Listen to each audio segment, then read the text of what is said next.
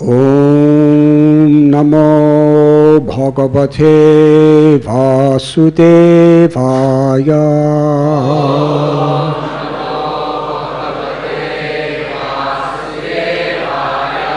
Om Namo Bhagavate Vasudevaya.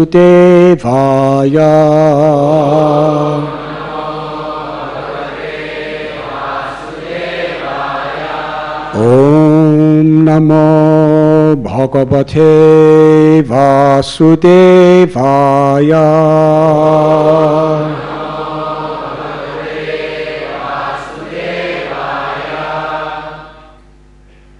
Sri Sukha Uvacha.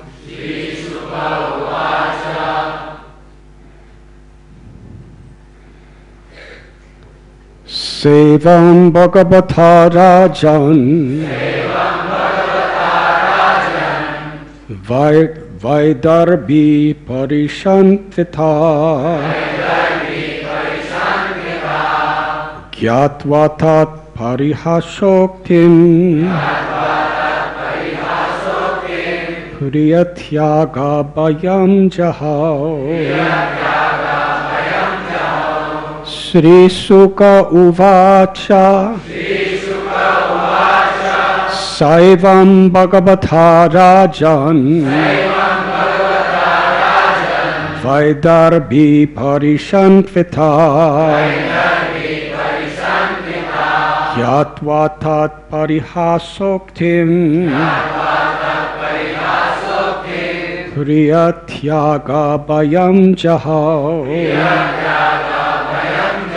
Sri Sukha Uvacha. Saivam Bhagavata Rajan Vaidarbi Parishantita Yatva Tat Parihasoktim Priyatyaga Bayam Jahao.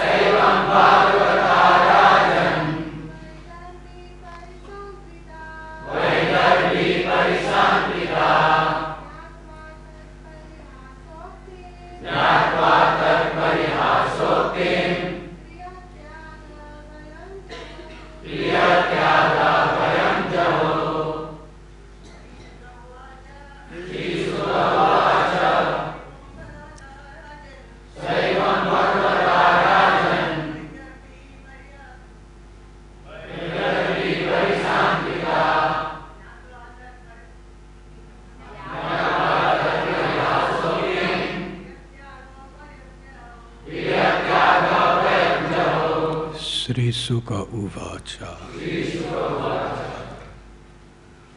Shukadev Goswami said, Sa, she, evam, thus, Bhagavata, by the Supreme Personality of Godhead,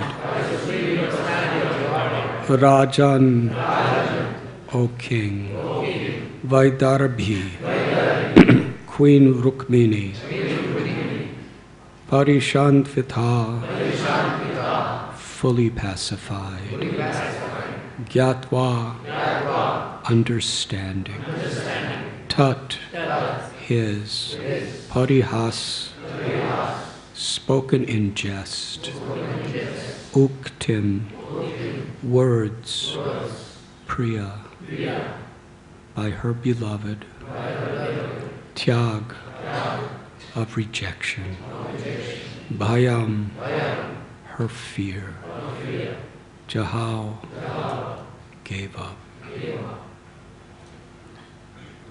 Shukadev Goswami said, O King, Queen Vaidarbhi was fully pacified by the Supreme Personality of Godhead and understood that his words had been spoken in jest. Thus she gave up her fear that her beloved would reject her. Smiling bashfully as she cast charming, affectionate glances upon the face of the Lord, the best of males, Rukmini spoke the following, O descendant of Bharat. Sri Rukmini said, actually what you have said is true, O lotus-eyed one. I am indeed unsuitable for the almighty personality of Godhead. What comparison is there between the Supreme Lord, who is master of the three primal deities, who delights in his own glory, and myself, a woman of mundane qualities, whose feet are grasped by fools? Purport. Srila Sridhar Swami lists the faults Lord Krishna had described in himself, that he claimed disqualified him from being Rukmini's husband. These include incompatibility, fearfulness, taking shelter in the ocean, quarreling with the powerful, abandoning his kingdom, uncertainty as to his identity, acting against ordinary standards of behavior, having no good qualities, being praised falsely by beggars, aloofness, and a lack of desire for family life. The Lord claimed that Rukmini had failed to recognize these bad qualities in him. Now she begins to respond to all the Lord's statements.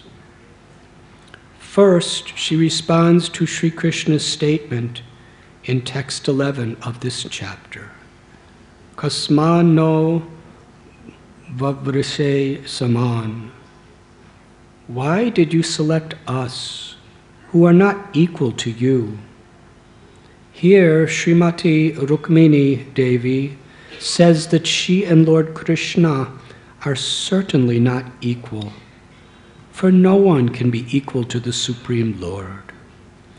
Srila Vishwanath Chakravarti further points out that in her extreme humility, Rukmini is identifying herself with the Lord's external energy, which in fact is her expansion, Rukmini being the goddess of fortune.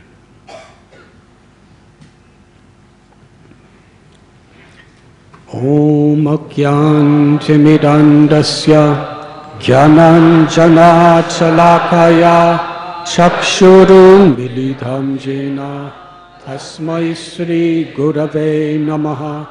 Sri Chaitanya manobhishtam sthapitam yena bhutale swayam rupa kadamayam dadati swapadantikam.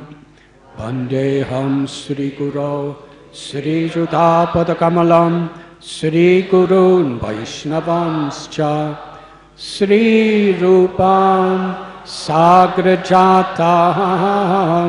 Sahagana Raghunatham Vitam Tam Sajivam Sadvaitam Savadutam Parijana Sahitam Krishna Chaitanya Devam Sri Radha Krishna Padan Sahagana Lalita Sri Vishakam Vitamscha He Krishna Karuna Sindhu Dina Bandhu Jagatpate Gopesha Gopika Kanta Radha Kanta Namostate Tapta Kanchana Gaurangi Radhe Vrindavani Sute Devi Pranamami Hari Priye Vansha Kalpatarubhyascha Kripa Sindhubhya Evacha Patitanam Bhavanibhyo Vaishnavibhyo Namo Namaha. Sri Krishna Chaitanya Prabhu Nityananda Sri Advaita Gadadhar Shivasadi Gaura Bhakta Brinda. Hare Krishna Krishna Krishna Hare Hare Hare Rama Rama Rama.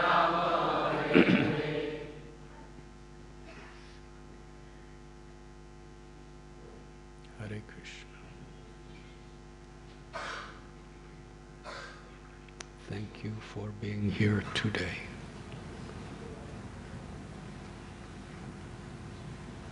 We are speaking from Srimad Bhagavatam, Canto 10, Chapter 60, entitled Krishna Teases Rukmini. Text 32 through 34.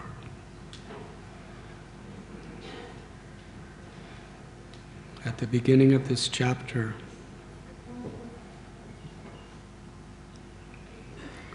Srila Vishwanath Chakravarti Thakur gives a beautiful analogy.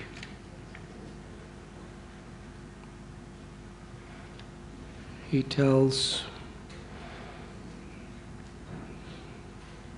that this chapter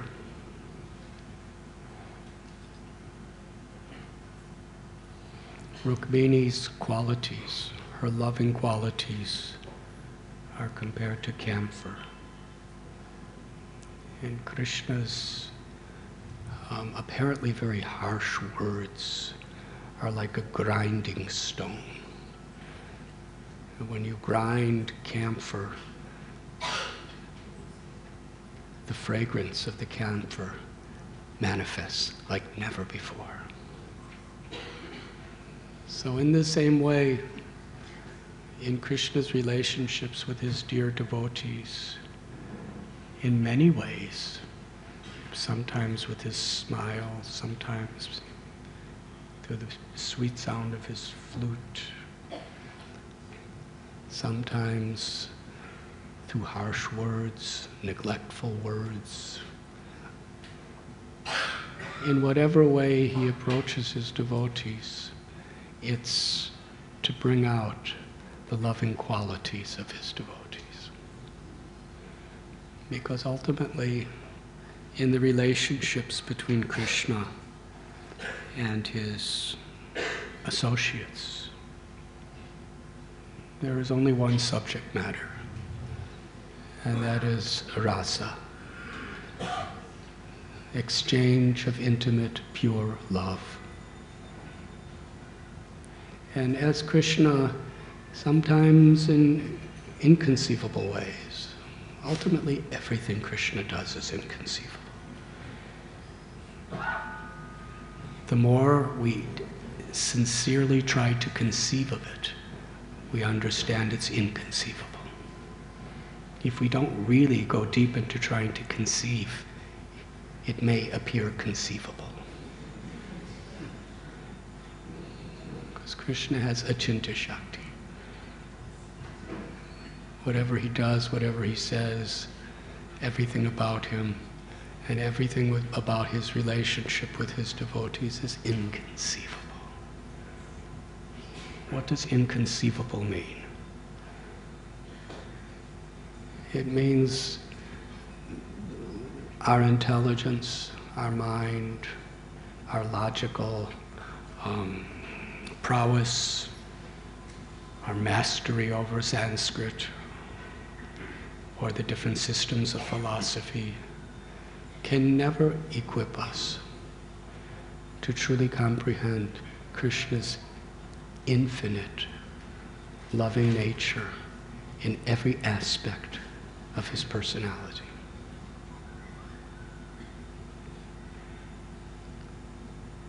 And because it's so inconceivable, some people just take another way, that God must be impersonal. Ultimately, he must be impersonal. Because we see when he descends into this world as a person, yada yada hi dharmasyal glanir bhavati bharata, he does such incredible things in order to try to conceive what is God. It's easier to conceive the inconceivable as impersonal, which means you don't really have to conceive it at all, because it's just ever existing and it always is. Although Brahman is inconceivable, we cannot actually conceive of a reality that is beyond space, beyond time, that is infinitely extending. And it's hard to even say infinitely extending everywhere, because he's infinitely beyond everywhere and beyond that. Because within this material world, because we have bodies, and even subtle bodies, we see things according to quantity and according to space and according to time. But Krishna's form, Krishna's personality, Krishna's words, Krishna's activities, they are all beyond time. They are all beyond any geographical limitations.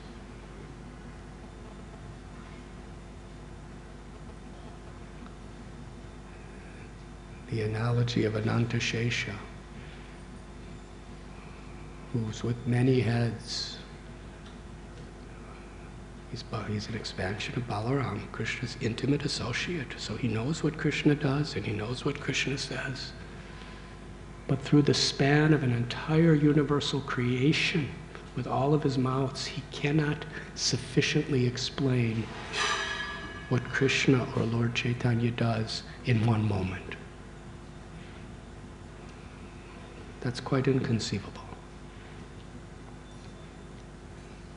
When we read Srimad Bhagavatam, because we are so deceived by our misconception that we can conceive,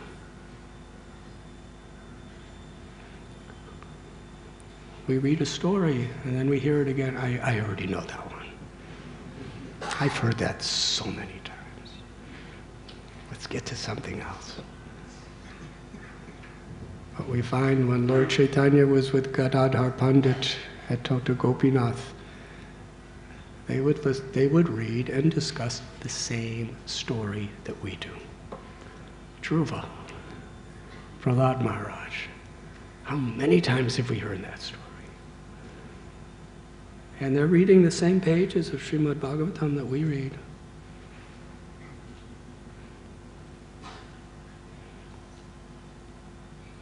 But But they just are tasting so much nectar. It's going deeper and deeper and deeper. It's without limit. They recite it and hear it and go deep into ecstasy in the experience 100 times. Then they go on to the next story. And then they keep coming back to it 100 times, 100 times. Because they're actually tasting the inconceivable experience. It's actually inconceivable, the idea that just by hearing or reading Krishna's pastimes, or the pastimes of his intimate pure devotees, we are actually there. It's happening at this moment. That's inconceivable. Because from the framework of the way the universe is conceived, when Krishna was speaking to Rukmini, as in this chapter, this took place over 5,000 years ago. But through sound, which is non-different than Krishna, every time we hear it with an open and receptive heart, with faith, the pastime is actually happening right now.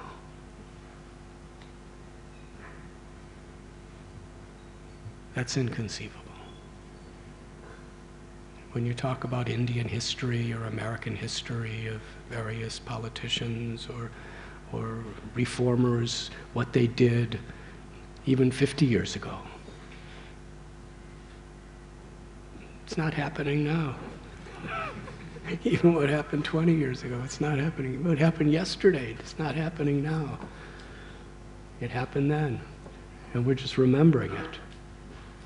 But on the spiritual level, whenever devotees chant and hear with faith and enthusiasm and a pure heart, it's happening. Krishna's there. Inconceivable. How the Paramatma, how the one supreme person, Bhagavan, first of all, he can expand himself to be the one supreme person, Bhagavan, in limitless Vaikuntha planets forever. To have pastimes with his intimate devotees forever. And surrounding it at all is his Brahman effulgence, which is ever existing light that's all pervading.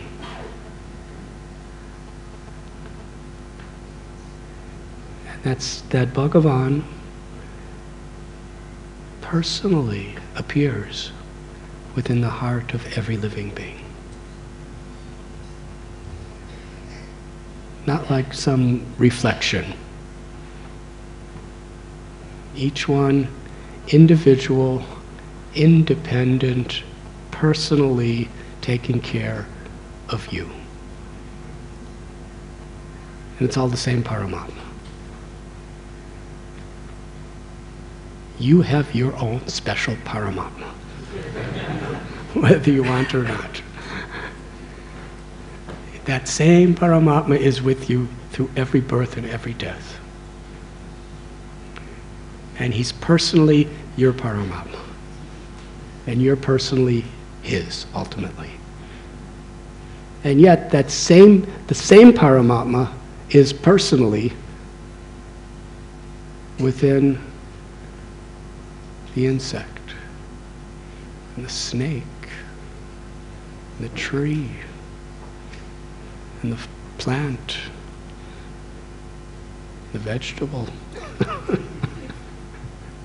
within the atomic particles, in and between every atom, every bird. When we see a cat catch a bird and eat it,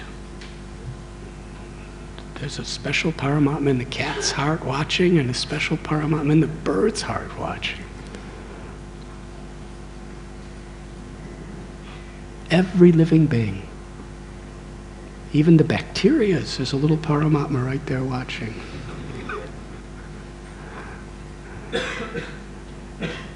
And we think about the big population of Mumbai, what is it, 15 million people.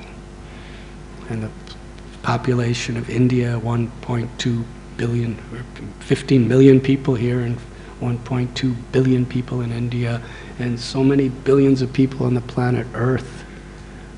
But as far as living entities within this little planet Earth, Krishna knows exactly how many living entities are here. And he is personally the Paramatma, the personal Paramatma for every living entity. And it's absolutely impossible to ever for us to make a census of how many living entities there are. There's probably more living entities living in your body than in the city of Mumbai.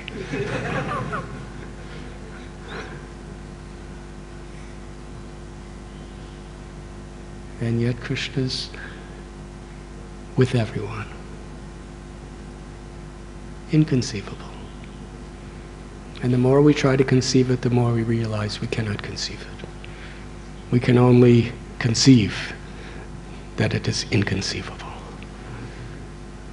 And that is why in the bhakti path we understand that the only way to truly understand Krishna with a substantial realization, because on the spiritual level, understanding is not theoretical.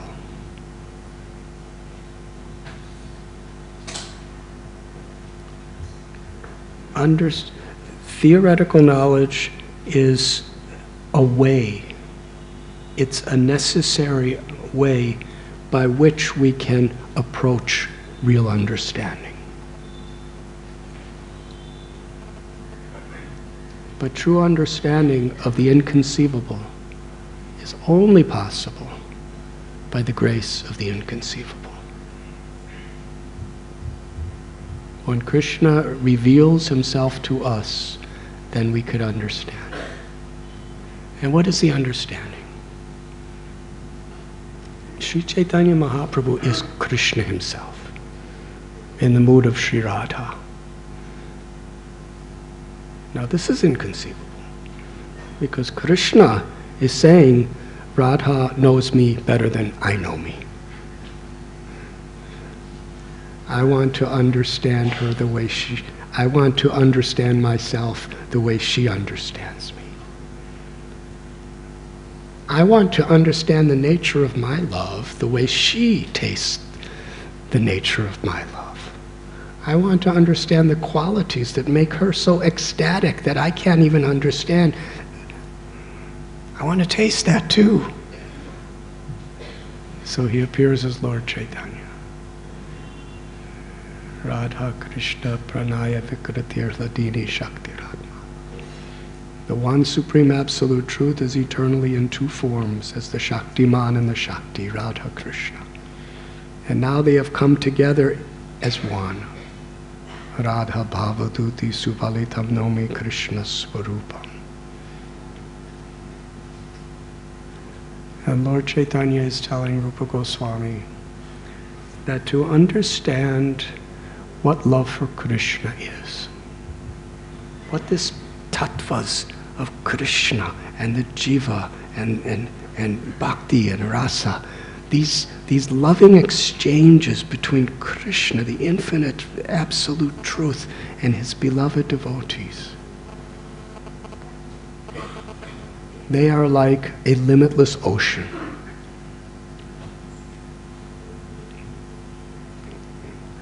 An ocean that has no bottom, and an ocean that has no shores on any of the 8 directions. It's limitless. An ocean that extends infinitely forever in every direction without end and has no bottom.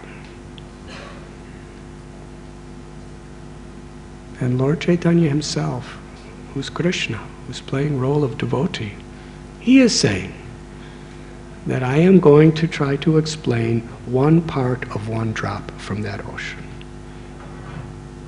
Because that's all any of us can hope to explain. One part of one drop from a limitless ocean of Krishna's love for us, and a devotee's love for Krishna, and the dynamic eternal pastimes that are enacted through that love. And then Lord Chaitanya says something that's even more inconceivable if we really open our hearts to hear. He says that particle of one drop is enough to completely inundate and flood the entire universe. Hare Krishna.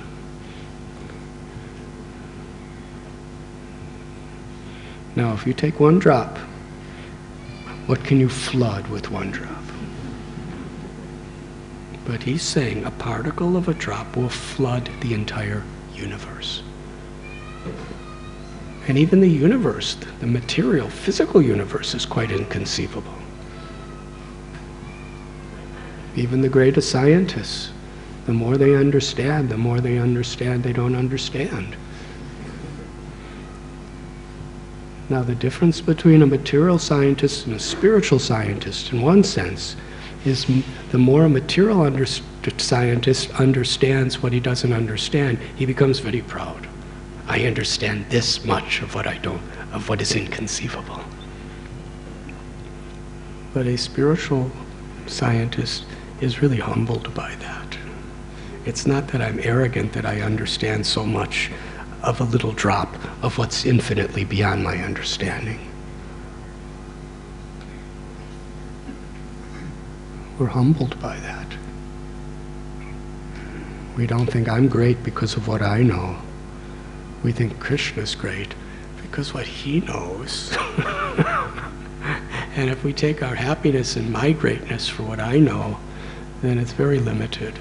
And it's going to cause so much suffering because there's so many impediments and so many ways it will be lost. And then there's the envy that somebody else knows more or somebody else could do better.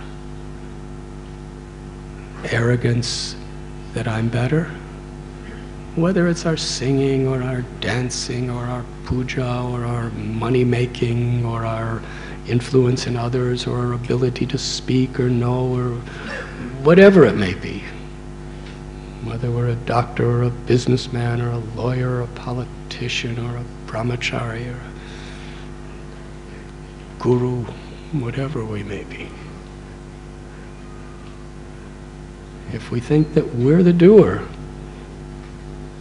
then we have a tendency to think I'm better than someone who could do less.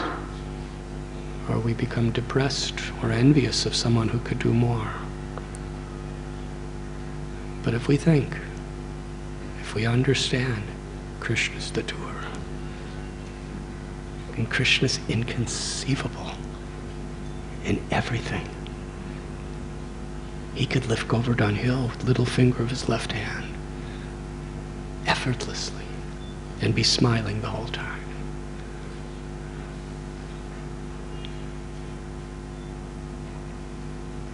It takes us so much trouble just to walk around the hill.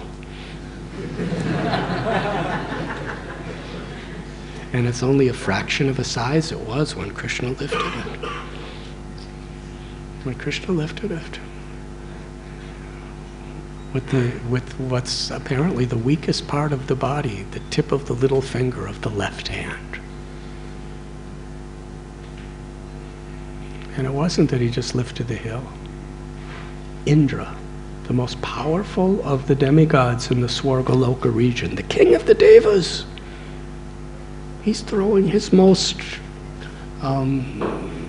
dangerous thunderbolts on the hill. He's sending winds, cyclones, tornadoes, hurricanes, when these things happen in the world today, they're powerful, but they're just kind of happening due to karmic, blending of different situations. But here Indra is taking the full power of all of these resources and attacking Govardhan Hill. The rains, the wind, the thunderbolts, the lightning. And Krishna's just smiling. And ultimately Indra understood Krishna's inconceivable.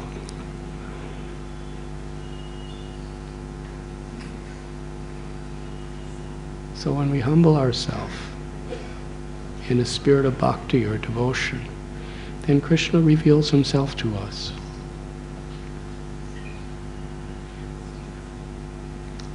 And then, what is the conception we actually gain?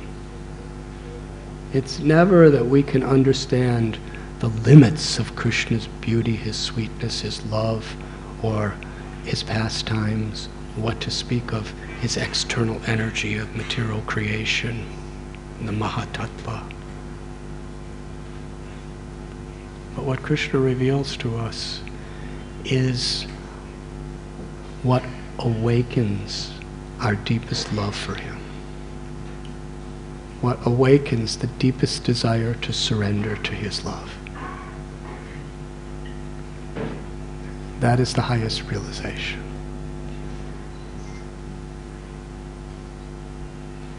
We cannot become God. God doesn't become God. God never forgets he's God. But we can become, in Krishna's eyes, better than God. That's quite inconceivable.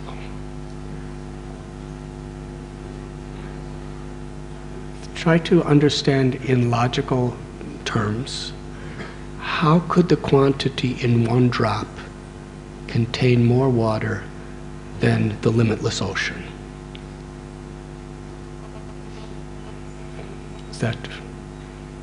Can you fathom that? But for Krishna, the amount of love within his devotees, within that drop, Krishna says, with all that I have, I can never repay you. I can't match this. That's what he told gopis. That's what Ram told Hanuman. What you have done for me, I cannot repay you. All I can do is just give you myself. And he embraced him. The gopis, you gave up everything for me. What did they give up? It's difficult what they gave up, but considering Krishna, they have a few family fairs and they gave it up for Krishna, which was difficult on their little level. But Krishna saw, because they did it with such devotion, with such love, he said, even in a lifetime of Brahma, 311 trillion years, with everything I have in all material and spiritual worlds, I cannot even begin to repay you. In other words, Krishna's seen more in the drop than in the ocean. This is bhakti. This is how Krishna appreciates the love of a devotee. And the purpose of understanding Krishna is not to know him. The purpose of understanding Krishna is to love him. Because you can't really know him. But if you love him, Krishna makes himself known to us. And ultimately, when we study the Holy Scriptures to get a conception of Krishna's beauty and Krishna's Leela and the various intricacies of the components of his Leela and the different nature of love, and when we try to understand Shirodakshay Vishnu, Garbodakshay Vishnu, Karanadakshay Vishnu. We're supposed to really try to understand all of these. How the three modes of material nature works, how time is working, Prakriti, the entire cosmic manifestation, and the energies of the Lord.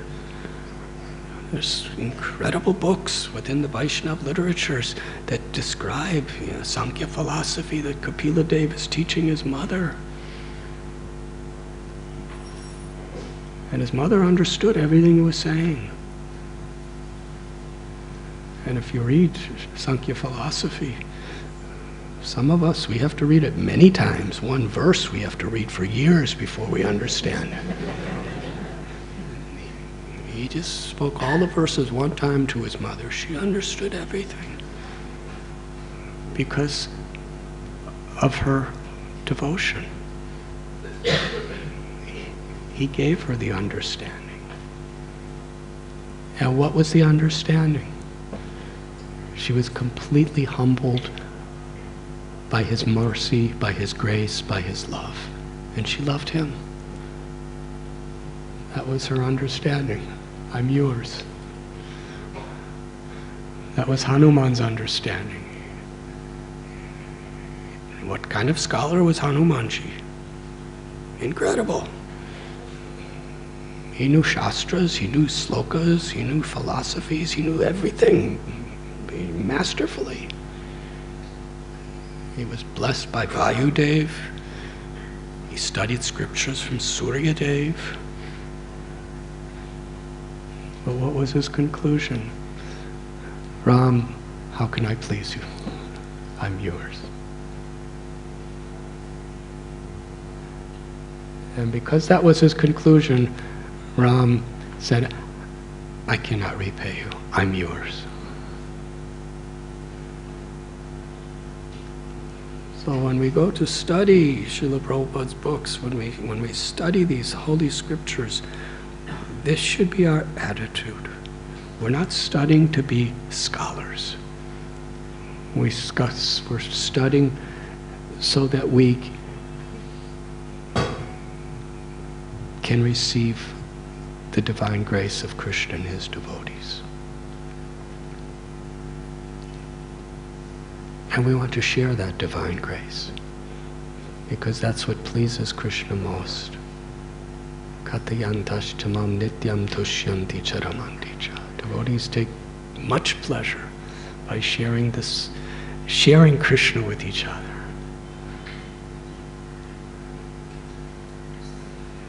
So when Krishna wants to bring out the qualities of his devotees for limitless reasons, actually anything Krishna does, there are limitless ways to explain it. From limitless perspectives.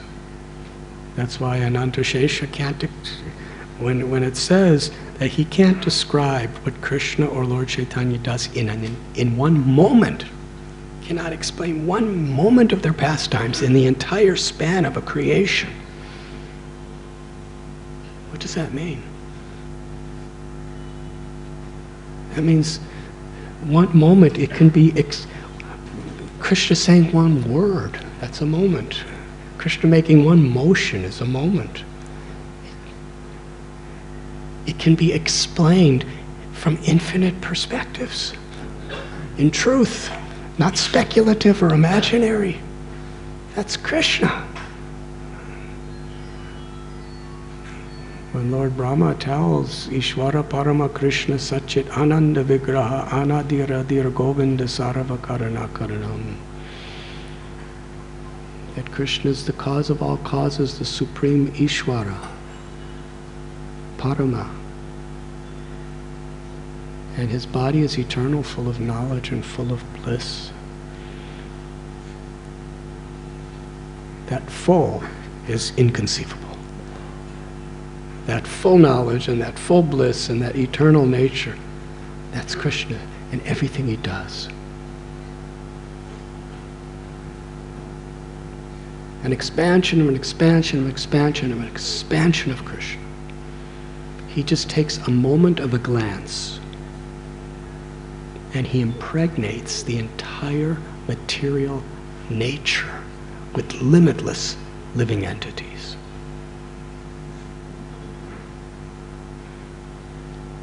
A moment glance. What can we do with a moment glance? Hare Krishna.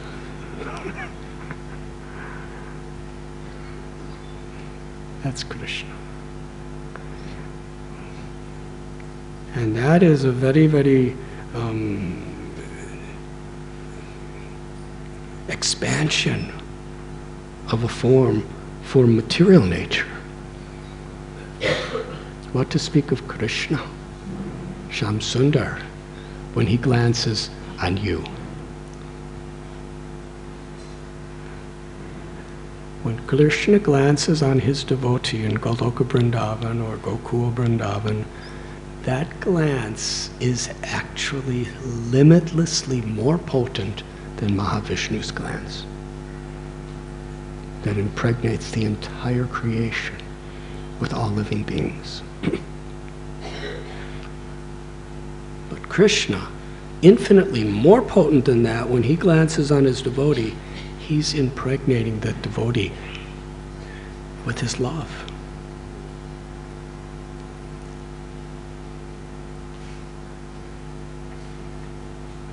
And he may even glance at you longer than a moment. In fact, when Krishna's with gopis, every gopi is thinking he's only looking at me all the time. And when he's with the gopas, the cowherd boys, sitting at Yamuna, they're thinking he's only looking at me. So what is that glance? What is the effect of it? This is Krishna. And just as we love to glorify Krishna, Krishna loves to glorify devotees. So Krishna's pastimes with his great, great devotees, on one level, it is always to increase the dynamic, pure spirit of their love, to activate it in special ways. And also, when Krishna activates the nature of his devotees' love, then all of us, for all time, when we hear about it or read about it, we actually get some better understanding of what's in their hearts. Like the story of little Prahlad. If everything in his life just went so nice, and his father put him on his lap and said, "What is the best thing that you learned in school?" And little Prahlad said, "Father, oh best of demons, you are stuck in a deep, dark, blind well due to your ignorance and you can't get out. And nobody can even help you unless you take shelter of Krishna." His father could have just said, "Prahlad, you're only 5 years old. Why should I take the words of a little child like you seriously? Go back to school." Yes. Most fathers would do that for a 5-year-old boy. But his father was such an arrogant tyrant. He was insulted. And eventually he tried to kill Prahlad in so many ways. He tried to torture him, he tried to intimidate him, he tried to, in every way, put fear in his heart,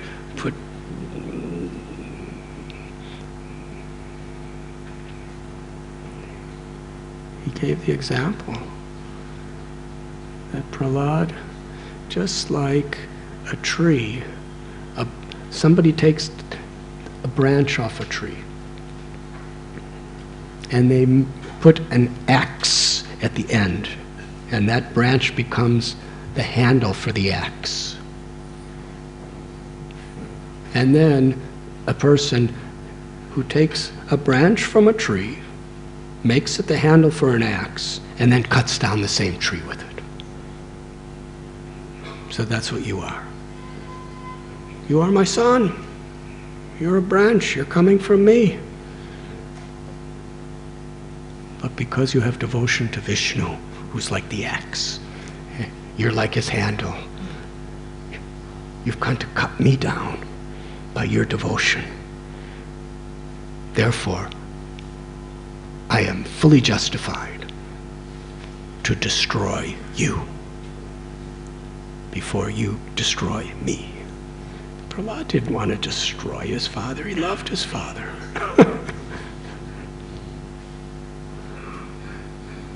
But you see, when Prahlad was in that, it was like a very, very hard stone grinding him. But what happened when he was being ground? Through those trials and tribulations, he didn't become angry, he didn't become envious, he didn't lose his faith, he didn't become depressed. It just brought out the qualities in his heart that we would have never really known what it really was unless he was ground by that rock.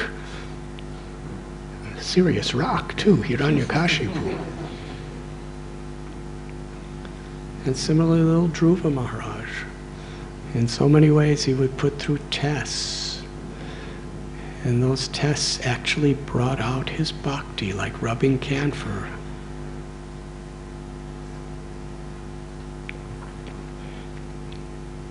And that's the way Krishna brings out our devotion too, through putting us in testing situations, if we are sincere. And Krishna does this for his devotees so that he can Mahajano Yena Gata Sapanta, to teach us how to do. So in these beautiful stories that we're reading from Srimad Bhagavatam, Krishna is showing us what true devotion is through his deepest, purest, most loving associates. And at the same time, for his own divine Leela of love, he's increasing the ras, or the taste of sweet, ecstatic prema in the heart of his devotee and in his own heart. So we read in this chapter, Rukmini. She was really tested in so many ways. Yesterday, our Chaitanya Charan Prabhu gave a brilliant analysis of this story from so many perspectives.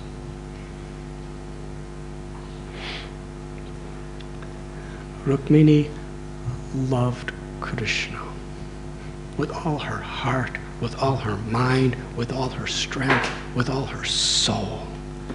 She surrendered her everything to Krishna.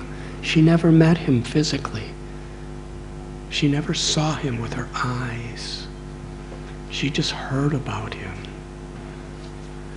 because her father was actually a very pious devotee king. So great sages would come, people like Narada Muni, and they would talk about Krishna. And they weren't like giving her personal, private Bhagavad Kathas and her. She was just a girl, a small girl. She would just hear the great sages talking about him to her father or to someone else. And just by hearing about Krishna's qualities, her love awakened, and she gave her full heart to Krishna.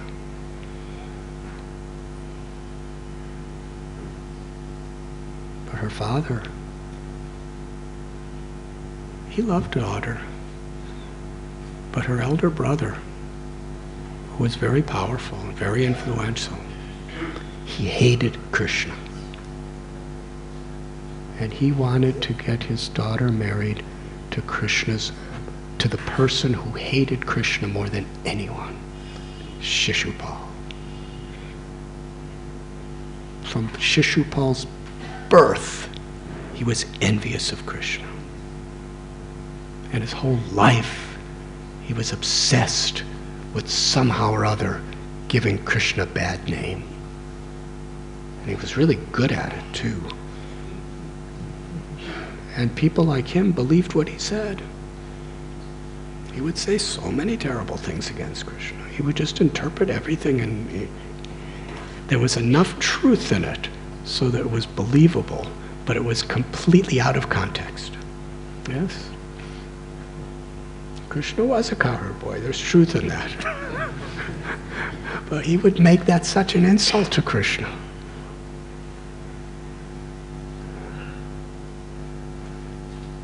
So could you imagine?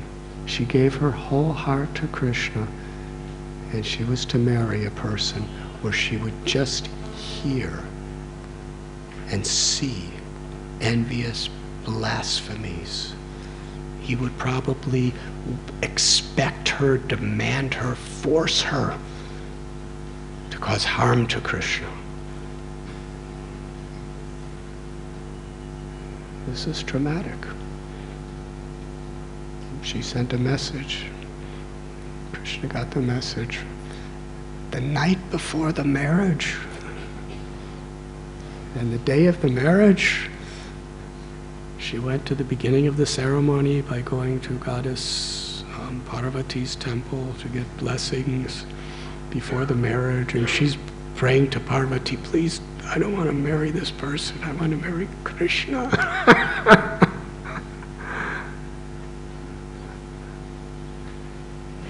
This is serious surrender. She was going, everything was arranged. And yet, for Krishna's seva, she was willing to just upset everything. And she's just a very young girl.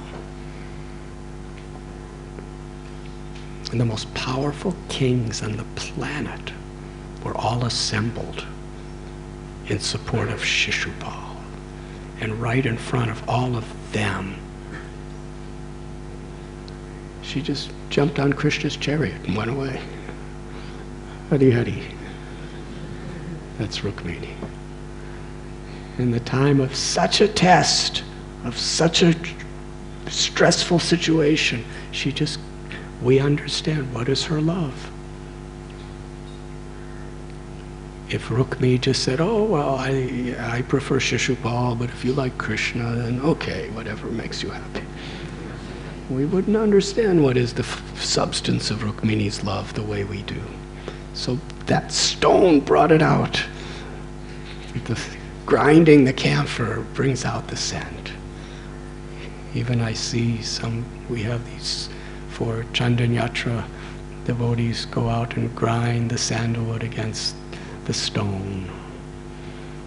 And the sandalwood itself, if you smell it, don't smell it because it's boga, but if you did, not much scent. But when you grind it, then so much of its fragrance come out. So in today's story, Rukmini Devi is in her palace, Krishna's favorite palace. And Krishna's leaning upon her bed, her couch where she would be sitting. And Rukmini just wants to make Krishna happy. She's the supreme goddess of fortune. And one of her maidservants is fanning Krishna with the chamra. And very graciously, Rukmini takes the chamra from the maidservant because she just wanted to be a maidservant. It's a very humble service. And she was just fanning Krishna. And this description of how beautiful her palace was, and how beautiful she was, and how beautiful Krishna was. And she's just fanning to please him.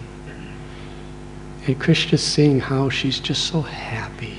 Such a simple service. Sometimes we think, I'm so qualified. I should be giving something very qualified to do. Yes. Well, here's Rukmini is on a higher level than Lakshmi, the goddess of fortune. Same person, but higher opulence and higher, deeper bhava is within Rukmini than Lakshmi even. She's the Shakti.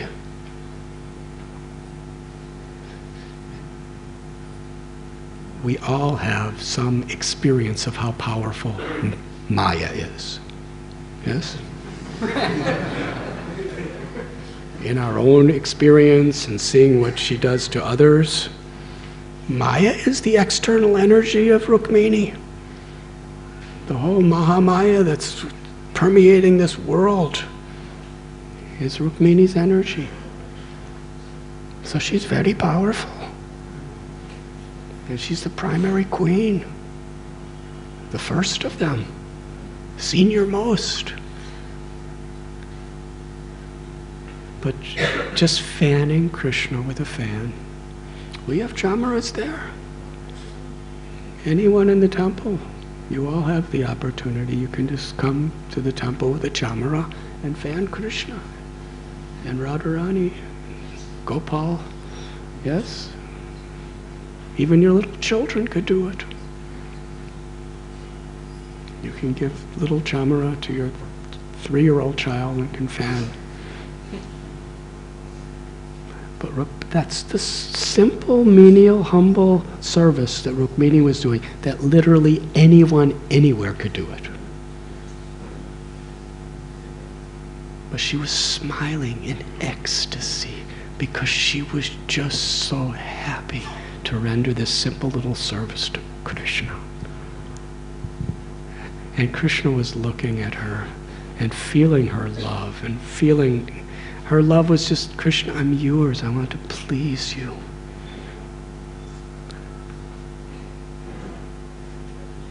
So Krishna wanted to agitate that love, to bring it out in sweeter, more intensified ways. Krishna decided, I want to make her angry. I've never seen her angry. She just never gets angry. She's always, whatever Krishna does, how may I please you? Whatever Krishna doesn't do, how may I please you?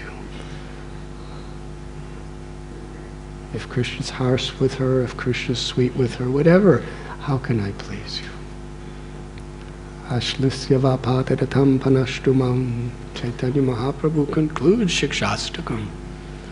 That Krishna, if you want, you can embrace me. Or if you like, you can trample on me. Or if you like, you can neglect me and make me broken-hearted. You have a right to do anything you like with me because I'm your servant, unconditionally.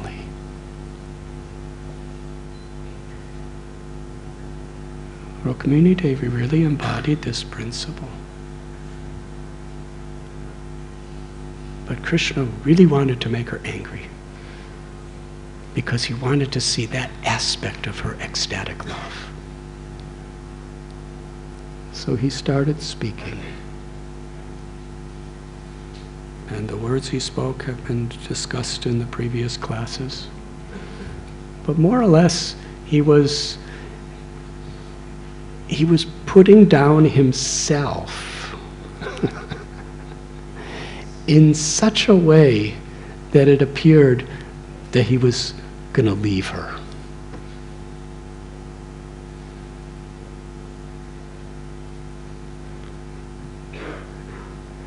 You could say, I don't want to be with you, so I'm leaving.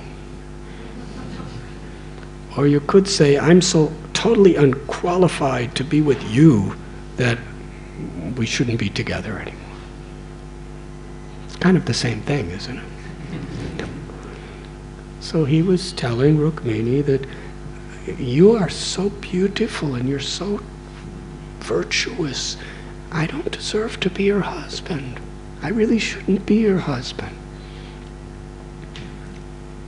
You're a princess. And Shishupal was going to be a king. After I killed Kamsa, I could have been a king, but I gave the kingdom over to Ugrasena, so I'll never be the king. You deserve to be the wife of a king. I've already given my kingdom away to somebody else.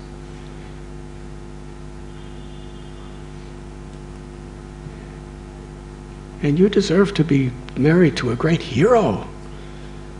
And myself, I'm hiding on an island in the ocean.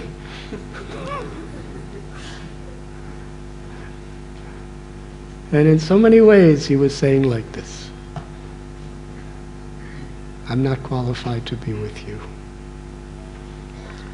And then he told her, actually, you should go out and find a husband that is qualified for you. And he was just joking, but he was saying it in such a way that Rukmini couldn't understand it was a joke. She took him very seriously. And as he was speaking, she just put her head down, and tears were pouring from her eyes in complete distress. In feeling of separation, the imminent separation from Krishna.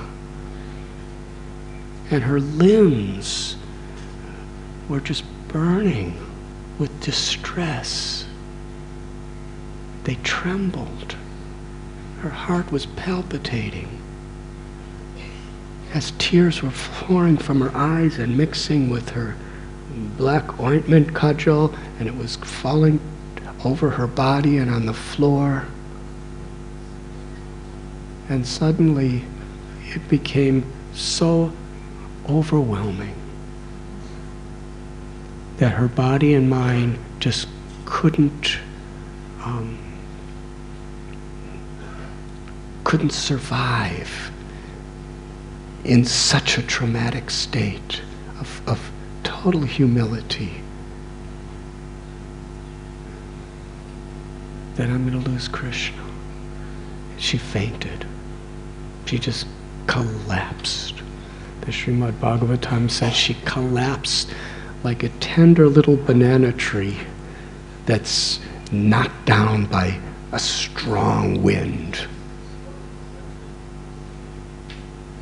And that wasn't the reaction Krishna was expecting. He was expecting her to chastise him. Why are you saying these things? That's what most wives would say. What are you talking these things? This is not true. But Rukmini didn't say a word. She just cried and cried and cried until she collapsed. And Krishna was so moved by that he immediately jumped off the bed and he wanted to please Rukmini so much. He manifested 4 arms so he could do so many things. He lifted her up, he caressed her, he cleaned the kajal of her tears from her body, and he was doing all these things with his arms to make her happy, and he was speaking very sweet words. He was saying, Rukmini, I was just joking with you.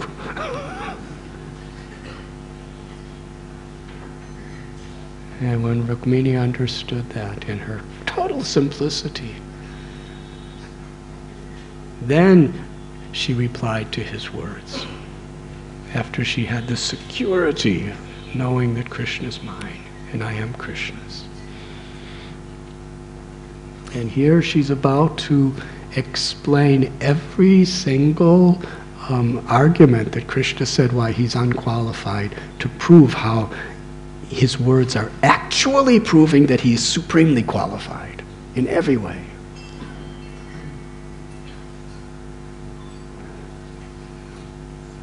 So Krishna's arguing that I'm not qualified for you, Rukmini. And in the verses that are to come in the Autobiography, in the future classes we'll be reading, Rukmini is showing what you're actually saying is, I'm not qualified for you. So this is the spiritual world. In the material world, everyone wants to prove themselves better than other people. But in the spiritual world, Krishna is saying, I'm not qualified for you, and Rukmini is saying, I'm not qualified for you. And they're using the same logic and the same words to express their own realizations. In other words, each one is conquering the other by their love.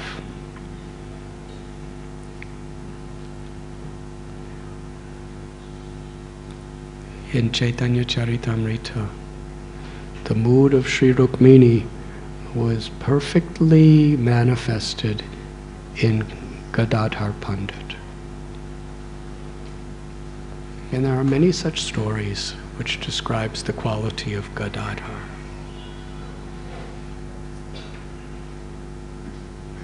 He is Srimati Radharani, the full-fledged manifestation of Sri Radha. The Hladini Shakti has incarnated in this world as Gadadhar Pandit. But he's Sri Radha in the mood of Sri Rukmini Devi. And Krishnadas Kaviraj Goswami tells Jagadananda Pandit was also an expansion of Sri Radharani in the mood of Satyabhama. And their love was very one and different. Satyabhama, we have read the story.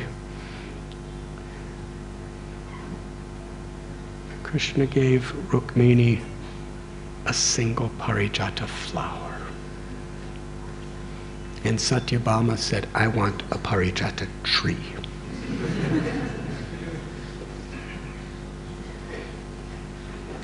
Krishna went through a lot of effort to go to Indraloka, and there was a war and everything like that, and he gave a parijata tree to Satyabhama. Now, but Rukmini was content with her flower. She could have said, well, I want a tree also, because trees have limitless flowers. She was happy with one flower. So Satyabhama was very much away for Krishna's pleasure only. She would sometimes argue with Krishna. Rukmini always just accepted whatever Krishna wanted. So Jagadananda, he would see Lord Chaitanya, and he would, so many times he would say, Lord Chaitanya, you shouldn't be doing like this. He brought that pot of very, very fragrant sandalwood oil, and he gave to Govinda and said, please massage Lord Chaitanya with this oil. It will make him very happy, and it will make him very nice. So Govinda understood Lord Chaitanya, and he also understood Jagadananda Pandit. And they were both senior to him in many ways. So Govinda, okay, Jagadananda Pandit ordered me to, I don't know if Lord Chaitanya is going to want this, but he's ordered me. So he brought the sandalwood oil, and he was about to massage, and Lord Chaitanya said, what is that? And Govinda said, it's sandalwood oil. Who gave you the sandalwood oil? He said, Jagadananda Pandit. When Lord Chaitanya heard that, he got afraid. But still, he said, I am a sannyasi. I cannot be massaged with such highly expensive, fragrant oils. Give the sandalwood oil to Jagannath, and they will massage Lord Jagannath with the oil. So Jagadananda came and asked Govinda,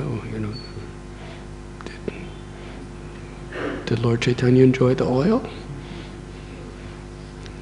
And Lord Chaitanya said that the oil should be given to Jagannath.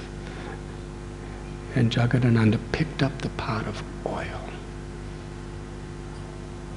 And he said, I didn't give you this oil. He threw it on the ground, the clay pot broke, the oil went into the ground. And then he went to his house to fast.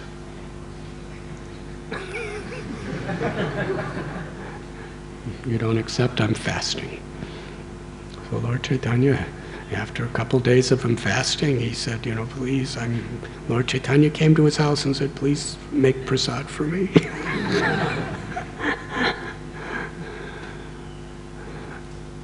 Another time he gave Lord Chaitanya a nice bed to sleep on. It was a simple bed, but it was nice because Lord Chaitanya was sleeping on the hard floor. And Lord Chaitanya, Govinda, put the bed down, and Lord Chaitanya said, sannyasis don't sleep on such nice beds. Who gave you this bed? Govinda said, Jagadananda. Lord Chaitanya said he rejected it. So Jagadananda was very disturbed. And he would speak what he would speak, he would act in such ways. Sometimes a little boy would come, the son of a widow, and Lord Chaitanya would give him so much affection. Jagadananda said, what will people say? And Lord Chaitanya said, Jagadananda, I think you should go to Vrindavan for some time and stay with Sanatana Goswami. So this was their relationship.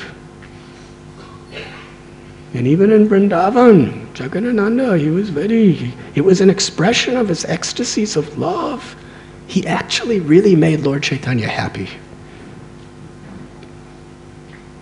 When he was with Sanatana Goswami, he saw Sanatana Goswami had this saffron cloth around his head. And he was so happy.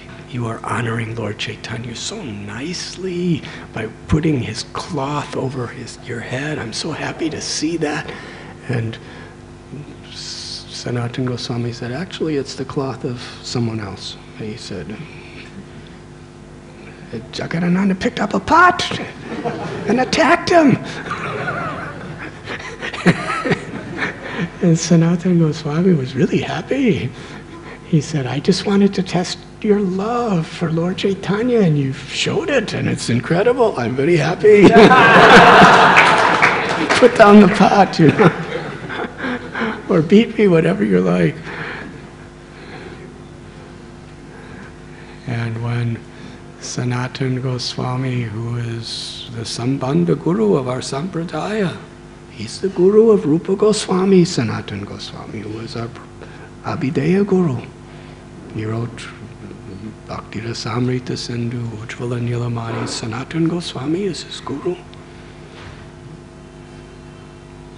When Sanatana Goswami was in Puri and he had those infections on his body due to drinking water, and there was blood and pus coming out, and so painful, and it covered his entire body.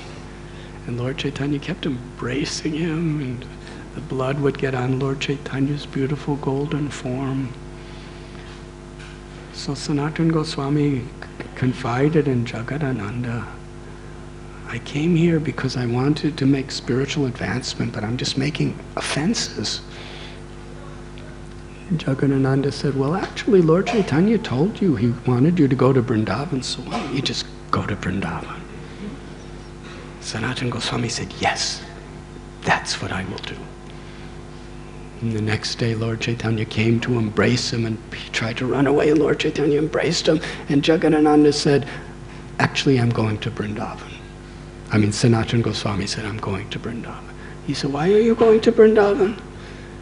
He said, well, I explained my situation to Jagadananda, and he told me to go to Vrindavan. And Lord Chaitanya said, who is this Jaga? He's an impudent neophyte. Who is he to instruct you who are fit to even be my guru? He was angry. And when Sanatana Goswami, because he knows what rasa is, he knows what ecstatic love is. He said, Jagadananda is so fortunate, and I'm so unfortunate. He's tasting the sweetness of your harsh, bitter words. And because I'm such an outsider, he's so intimate. You speak like that about him, but I'm such an outsider, so unqualified that you only say nice things about me. So in this way it was revealed, the elevated position of Jagadananda Pandit. But this is how he was giving ecstasy to Lord Chaitanya and how Lord Chaitanya was giving ecstasy to him. And Gadadhar Pandit was like Rukmini. Just wanted to please and to serve with such a simple heart. When Lord Chaitanya said, I'm going to Vrindavan, Gadadhar Pandit said, I'm going with you because everyone else is going, so I'm also going. Lord Chaitanya said, everyone else could go, but you cannot go. Can you imagine? Put yourself in that heart. Lord Chaitanya is going to Vrindavan, his first attempt. All the devotees were going with him.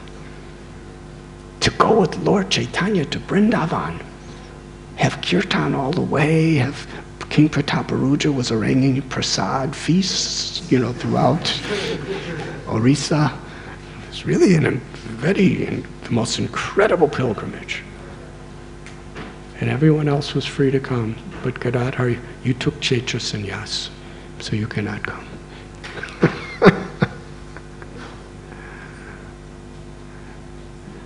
And ultimately he didn't go. It's a long story. But Lord Chaitanya didn't go to Vrindavan. And when he came back, he said, Krishna wouldn't let me go because I caused pain to the heart of Gadadhar Pandit. And he said, only if you bless me, Gadadhar, will Krishna allow me to go to Vrindavan. And Gadadhar said, you are independent, you are free, I just want you to do anything you want, just come to my house for prasad.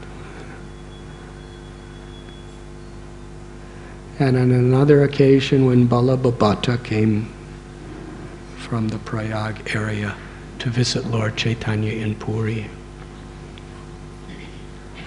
It's a beautiful story, but it's very late. But the conclusion of the story is Lord Chaitanya Mahaprabhu wanted to actually perform this very, very intimate Leela. In the very beginning of the chapter of Sri Chaitanya Charitamrita, where it describes this, where it appears Lord Chaitanya is chastising Balabhabhata, Bhakti Vinod Thakur explains he was joking with Balabhabhata. But he wouldn't listen to his description of Srimad Bhagavatam if he wasn't following in the footsteps of the great Sridhar Swami. Because Lord Chaitanya wanted to teach the world through this intimate pastime that unless one is humbly following in the footsteps of the previous acharyas, then the full current of Krishna's grace is not going to come. However scholarly we are, however qualified we are, we have to humble ourselves to follow in the footsteps of the previous acharyas. Mahajano yena gata sapanta.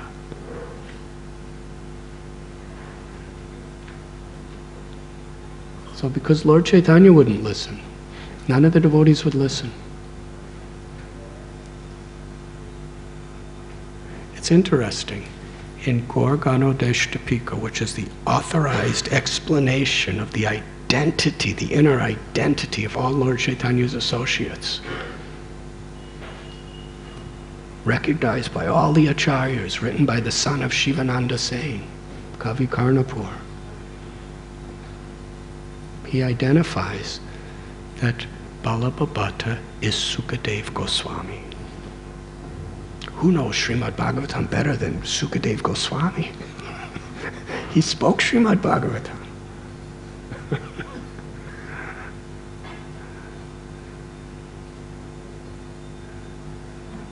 But Lord Chaitanya, this is a Leela, an intimate Leela. So because Lord Chaitanya would not listen, others would not listen either. But Balabhabata would come to Gadadhar Pandit, because he knew Gadadhar Pandit was very gentle and didn't like to displease people, and he was very humble and he was like Rukmini. And he said, I want you to hear Srimad Bhagavatam, and Gadadhar Pandit couldn't say no to him. So he just started reading it, and every day he would come and read and discuss and read. And Gadadhar Pandit was thinking, Lord Chaitanya is going to be angry with me, but he's in my heart, so he'll understand. But the devotees, they won't understand. They will criticize me. But still he listened from day after day after day. And eventually, Balabhabata, he understood that Sri Chaitanya Mahaprabhu, out of his compassion, out of his mercy, out of his love,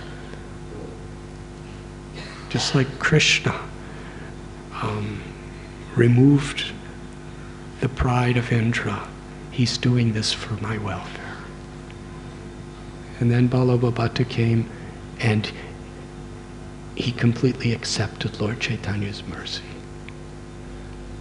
And Lord Chaitanya embraced him. And then Balabhabhatacharya said, please come to my house for prasad. And Lord Chaitanya said, I will come. There was a nice philosophical discussion there too. So Lord Chaitanya told Swarup Damodar Goswami, Jagadananda, Pandit, and Govinda, please go and get Gadadhar Pandit and bring him to the house. So they went to get him, and on the way, Swarup Damodar Goswami asked Gadadhar Pandit, Lord Chaitanya spoke very harshly about you. He really tested you. He neglected you. He criticized you. And you didn't do anything wrong. Why didn't you retaliate? Why didn't you say something? And Gadadhar Pandit replied that Sri Chaitanya Mahaprabhu is the all-knowing, fully independent, supreme personality of Godhead. He could do anything he likes. He is perfectly, supremely omniscient. He knows everyone's heart.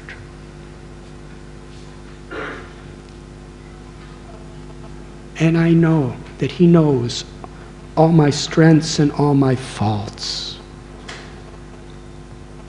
And I know he will give his mercy upon me. Who am I to question him? What example will that show to others if I'm questioning the all-omniscient Supreme Lord of all creation?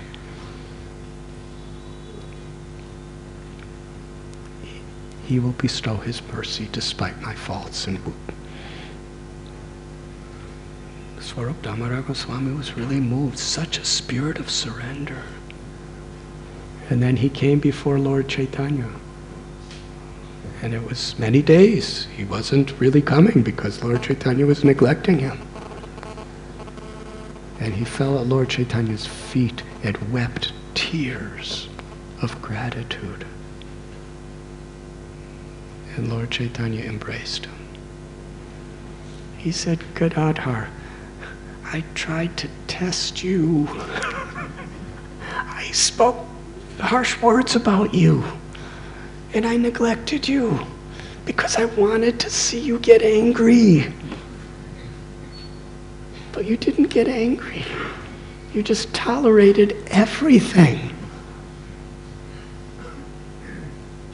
He said, you were so steadfast in your simplicity that you have purchased me. I am yours.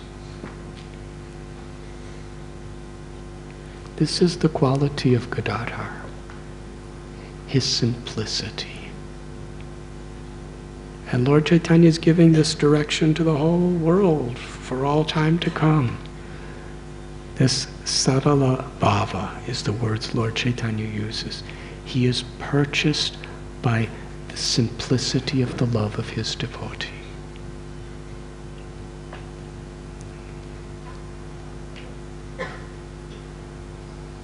No duplicity.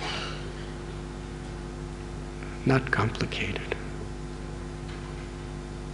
Even the greatest of our philosophers, they had such simple, loving hearts. Srila Bhaktisiddhanta Saraswati told the first qualification for a true devotee is sarala, simplicity. Unless we build our cultivation of knowledge, our tapasya, our austerities, our sadhana, everything we do, unless we build it on a foundation of simplicity, it's not really going to deeply connect us to Krishna. First qualification.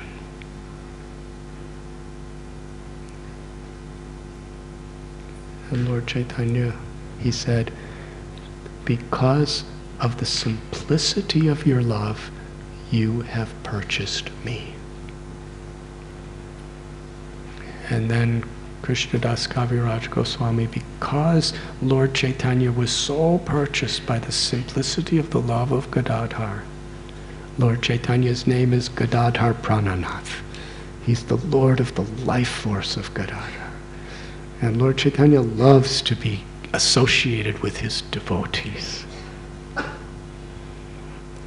That's the greatest glorification that Krishna loves to hear,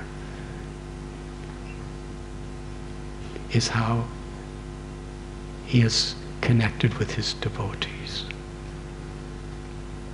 Nanda Nandana, Yashoda Nandana, Gopinath, Radhapati, Rukmini Raman, Prahlad Priya.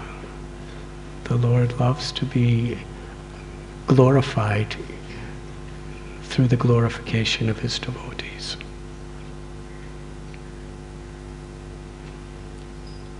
So this simplicity of Rukmini it conquered Krishna. And Krishna tested her, wanting her to get angry. But what really happened here? She defeated him.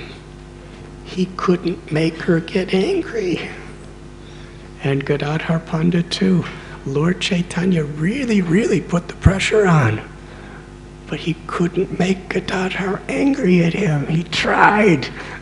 Because his heart was just so simple to please the Lord. Whatever you want to say, whatever you want to do, I'm yours.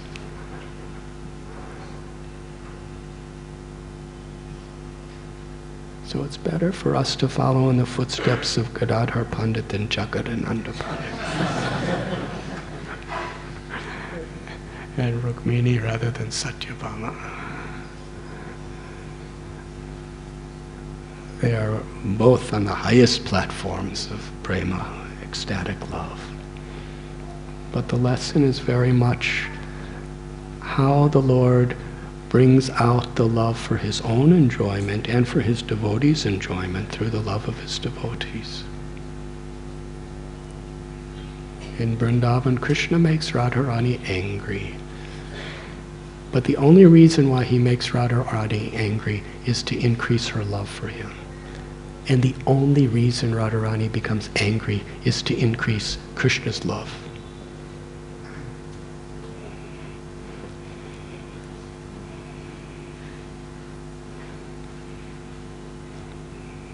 And Srila Prabhupada has given us this incredible world of spiritual love. And when we share this love with each other, we live in the spiritual world. Thank you very much.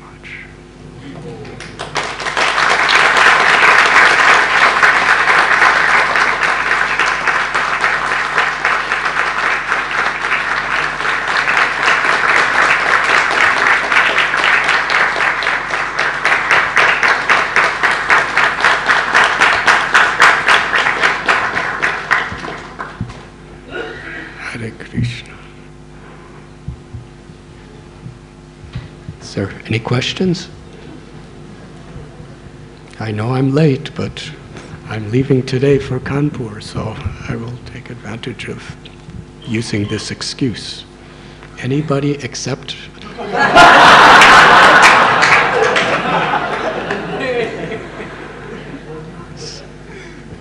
Does anyone else have any questions? Yes, Dwarkadish Prabhu. We have been discussing the story of Dwarkadish. Hare Krishna. But I wanted to know how does this phenomenon of inspiration work in our lives? The question is that through our Krishna conscious days of exposure to various festivals, temple programs, lectures, festivals and yatras, we go through a lot of inspirational experiences, and we even express ourselves that, Prabhu, this is so nice, I'm inspired, I'm just so inspired, the festival is so beautiful, I'm inspired. Nonetheless, in our day-to-day lives, exposed to three modes of material nature, we react many times in unconditioned manners, rightly or wrongly. So, how does really inspiration work? Does it really sort of cumulatively come up in a way where we ultimately will react or think or behave in the right way at some point of time in spite of the three modes around us? Or, because this inspiration which we gather, is it a sustained thing in our heart? Do we keep on gathering that inspiration because there's so much inspiration available in our movement through devotees, activities, every class we hear and every deity arti we perform and whatever. So how does it really work, this inspiration? It seems to sometimes sort of wane off, and we again are back to what we seem to be like our conditioned nature seems to manifest. Where does all the inspiration which we gathered for so many years go away? Hare Krishna.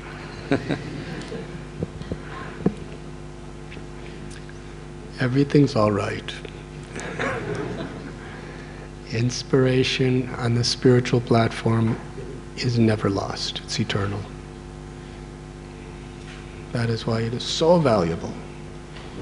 When we get some spiritual inspiration in a class, in a kirtan, in our japa, on a yatra, in a holy place, with holy people, with friends, in giving Krishna to others, when we feel inspiration, we should really feel grateful, because that inspiration is eternally an asset in our spiritual lives. It's actually never lost.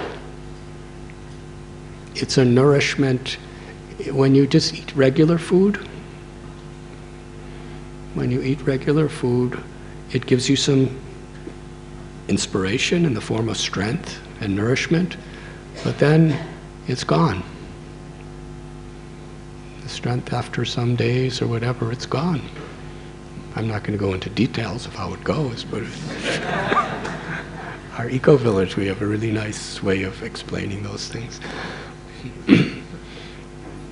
But spiritual inspiration is nourishment that is eternally, forever, an asset in our spiritual lives. So when we get inspiration, we should really know this is something that is eternally going to be with me.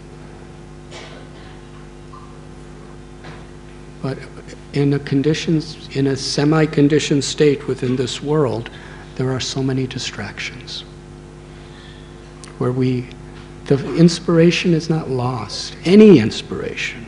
Every time you've been inspired in your Krishna consciousness, every moment of that is within you. It's an investment that can neha bikramanasosti prativayo nividyate swapamapyasya dharmasya trayate mahatobhaya. Never can be lost. Death cannot take it away. It remains with your soul. So how grateful we should be for any inspiring moment. But it's forgotten. It's easily covered by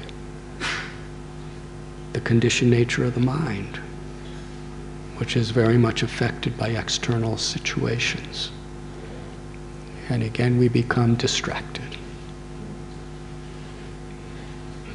And therefore, the path of bhakti is to regularly cultivate this inspiration. Sadhu Sangha Sarva Sastra Koi Lava Matra Sadhu Sangha Sarva Siddhi Hoy. A moment's association with a sadhu can open the doors to the highest liberation. Life's perfection. And that's true. A moment can do it. But because our distracted minds, we need to regularly be in the association of devotees. We read in Srimad Bhagavatam, this story itself, that I spoke about Sri Chaitanya Mahaprabhu and Gadadhar Pandit. It says anybody who hears this story will get ecstatic love for Sri Chaitanya Mahaprabhu. Now that's not an exaggeration, that's true. If you really hear it once, it has the capacity just once. But because of our conditioned, distracted mind, we need to hear it. Nasta prayesha bhadreshu nityam bhagavati sevaya. We need to hear Srimad Bhagavatam Chaitanya Charitamrita on a regular basis. Yes? One name of Krishna chanting purely, an ecstatic love awakens in our heart.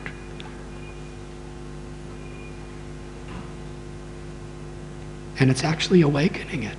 Every mantra you chant is an investment, an invaluable investment in your spiritual account. But because of the so many distractions, we have to chant every day to try to keep our mind focused and gradually clean our hearts so that we can realize the great gifts that we have.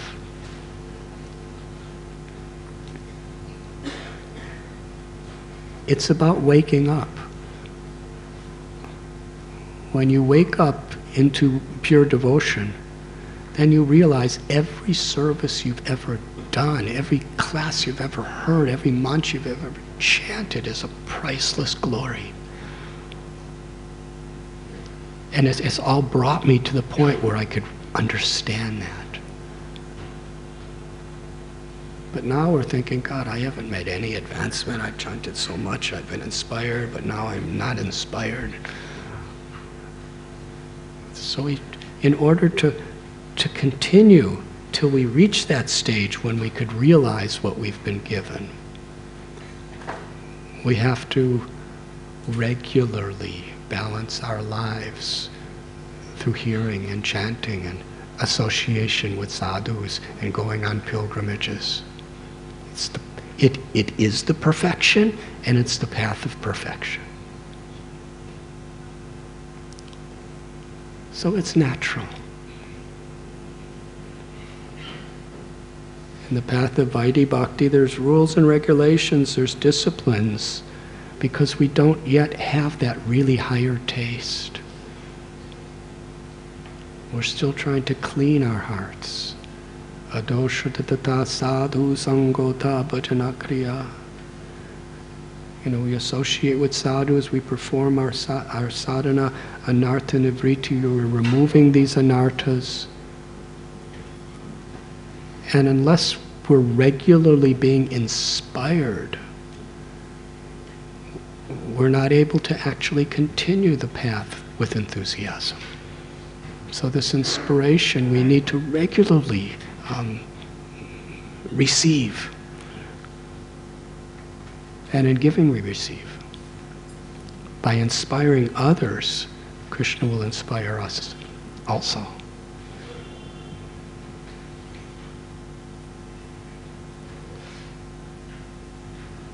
So everything's all right. Just keep looking for that inspiration and keep giving that inspiration. And when you forget the inspiration, in many ways, it's like the rock. You're longing for it. We should be longing for that. Just like Narada Muni, he was so inspired when he saw Vishnu in his heart, when he was a little boy in his previous life. But when Krishna disappeared, Krishna said, I just gave you a little sample, but now I want you to long to have that experience again. And that will purify you for your next life, where you will be my eternal associate, Narada Muni. So treasure, be grateful for the inspiration, know that it's forever a gift that can never be lost. But in order to really realize its value, we need to regularly receive and give this inspiration through our sadhana, through our seva, through our association, through the life that we live.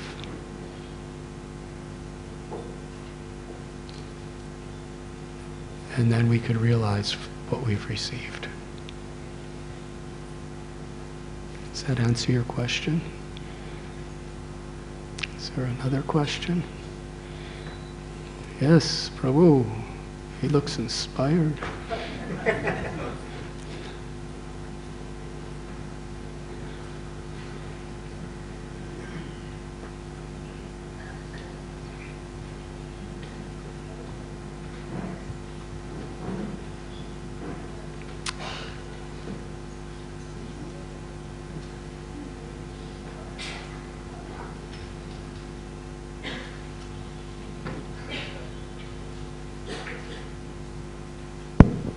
Hare Krishna Maharaj, outstanding class you gave. Maharaj, regarding this simplicity, Rukmini as well as Gadadhar Pandit, such elaborately you described. But for us, in the day-to-day affairs which we encounter, it becomes extremely difficult. When we hear this, it becomes very easy, Maharaj. But when practically it comes, I miserably fail about this simplicity. So please enlighten me on this. Thank you.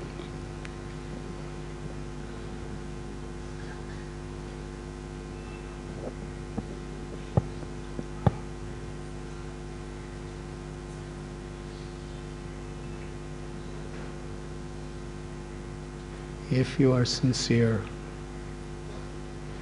your failures are not miserable. They're stepping stones.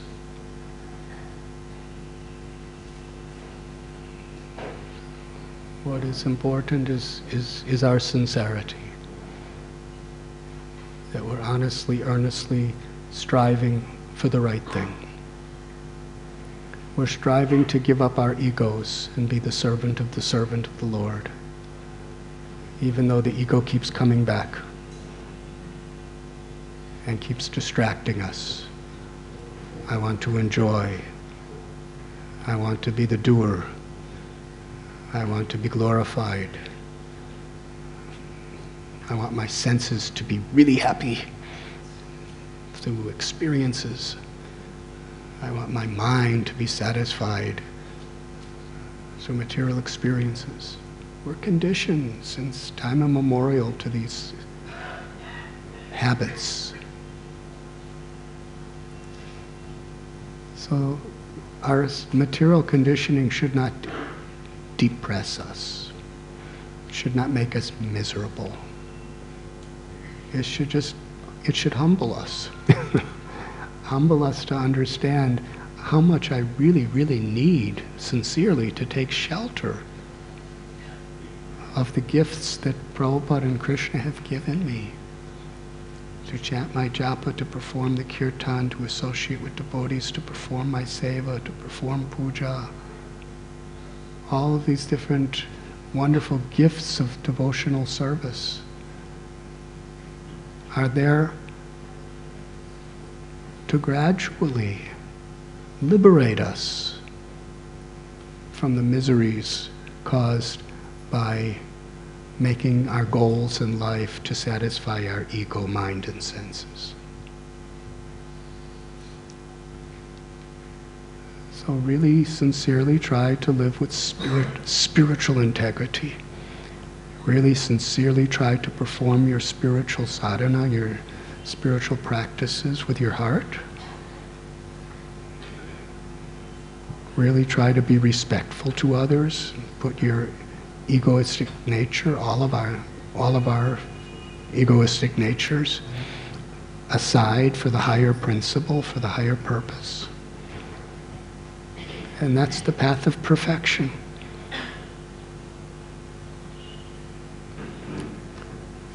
Madhavananda Prabhu, Dwarkadish Prabhu, Giriraj Prabhu, Vaishnava Seva Prabhu, Vishwarup Prabhu, they're all Bhaktivedanta hospital people. And when patients come to them, Nirmal Chandra Prabhu, so many, Adikeshav Prabhu, when patients come to them, they're given a medicine, they're given a lifestyle change, they're given perhaps a diet. But it's not that immediately they get better. They have to understand the value of what they're given. If you don't understand the value of what your doctor gives you, you're not going to take it. There's much better tasting things to eat. And there's much more fun things to do. So in the same way, Nechi asadi maya nashi borolagi harina maha mantra lao tumimagi. Holy name is medicine. But we have serious chronic diseases. Desire to lord it over material nature. It's a very deep chronic disease. But this medicine is 100% effective if we just take it regularly with the right attitude, with patience and determination. Rupa Goswami says, enthusiasm, determination, and patience are the ingredients. And having that enthusiasm and patience is really the formula of sincerity.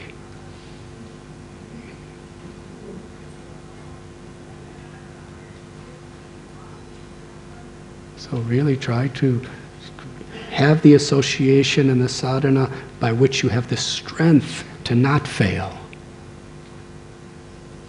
And when you do fail, it should give you a strong indication how much more sincere you have to be to make the right choices and to have the spiritual strength to make those choices.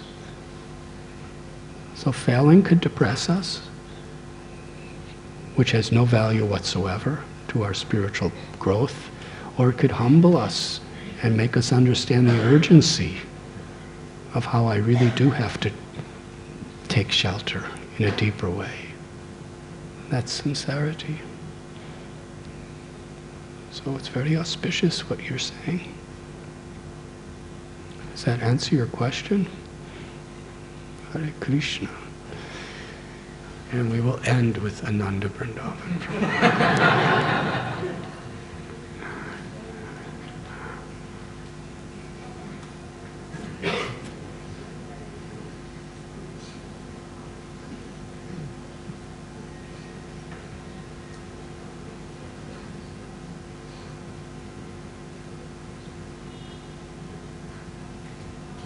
Hare Krishna. Hare Krishna Maharaj. Please make it a very short question. Maharaj, this pastime, I was just thinking, this pastime of Krishna teasing Rukmini was at the very old age, means their marriage life had a very long span. When Rukmini had children's, grandchildren's, after that Krishna had this pastime with Rukmini. So I was thinking very seriously into this matter that for us, we people in a household life, it might be like a vanprastha life. At that time, we might be doing this, means we might be joking in that age will be coming. So I feel it that in our household life we need to have this type of a joking type of a thing, but the focus and the goal during that time has to be thoroughly Krishna, because our death is going to come nearby. We can't sacrifice that. And naturally the society, the family members expect us to have little bit jolly or a joking relationship. But under no circumstances our focus, our goal should be sacrificed. And we are not like Krishna who can divert it and turn it and everything can go all right. We cannot do it. And that fear is always going to be there in our life, that by doing that thing, our goal and our target or our focus should not be sacrificed. If at all we try to do something nice with our family members, for them to make them happy, we might miss our Krishna consciousness. So how to see to it that we do nice with our family, at the same time our focus doesn't get sacrificed also.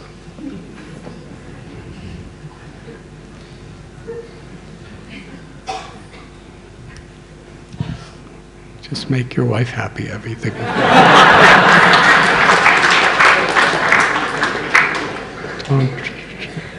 Don't imitate Krishna with your... Just try to please your family nicely by your good example. And that will be the path of your perfection. Does that answer your question? Govinda Prabhu, would you like to add anything? Please give microphone to Govinda Prabhu.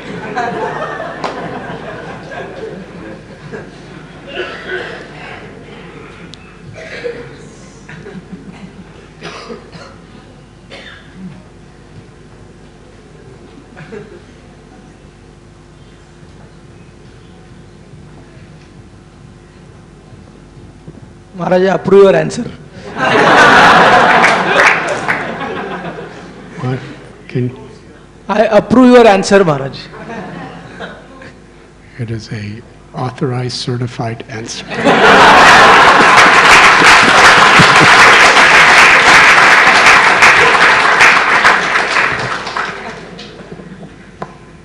Just be a good example.